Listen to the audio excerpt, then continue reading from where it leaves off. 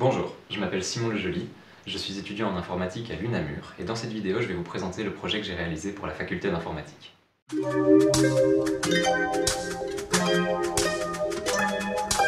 Moi, si j'ai décidé d'apprendre l'informatique, c'est avant tout par passion pour la programmation. Et cette passion, c'est mon parrain qui me l'a fait découvrir, notamment en m'offrant un kit d'électronique Arduino ou encore un Lego Mindstorm. Du coup, c'est assez naturellement que j'ai choisi un projet lié à la robotique. En effet, la faculté d'informatique de l'UNAMUR mène des recherches dans le domaine de la robotique et utilise par exemple des petits robots appelés kilobots. Un kilobot, ça ressemble à ça. Alors bon, oui, pour un robot, il paye pas de mine, mais en fait c'est volontaire. Les kilobots ont été conçus par une équipe de l'université de Harvard pour être des robots très peu chers et donc pouvoir être achetés en grand nombre. Mais pourquoi est-ce qu'on voudrait en acheter en grand nombre? Eh bien pour étudier la Swarm Robotics. La Swarm Robotics, ou robotique en essaim, c'est une branche de la robotique qui s'inspire de la nature et d'espèces animales comme les oiseaux, les abeilles ou encore les fourmis. En effet, ces animaux ont la particularité d'être assez simples individuellement, mais de produire des comportements collectifs complexes comme les nuées migratoires ou même la construction de ponts. Du coup, la robotique en essaim tente d'étudier, modéliser et reproduire ces comportements avec des robots. Ça explique qu'on va pouvoir utiliser un grand nombre de tout petits robots.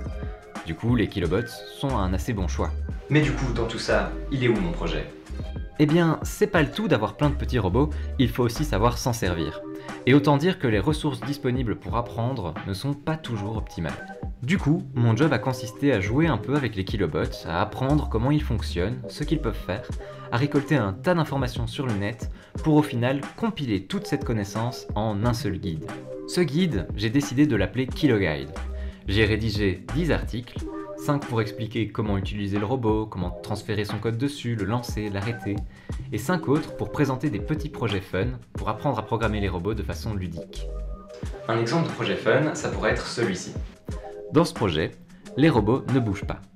Il y a un robot source qui émet un signal au robot proche de lui. Ceux-ci vont relayer le signal au robot suivant, qui le relayeront à leur tour. On utilise les LED des kilobots pour connaître leur distance à la source. Vert pour très proche, rouge pour très loin. Ici, vous pouvez voir les robots changer de couleur lorsqu'on déplace la source. Pour revenir à KiloGuide, j'ai décidé de le rendre accessible à tous en le publiant sur internet. Vous pouvez d'ailleurs le consulter à cette adresse ou en visitant ce QR code. Voilà, c'était mon projet pour la faculté d'informatique. J'espère vous avoir appris 2-3 trucs sur la robotique et on croise les doigts pour se retrouver très vite sur le campus.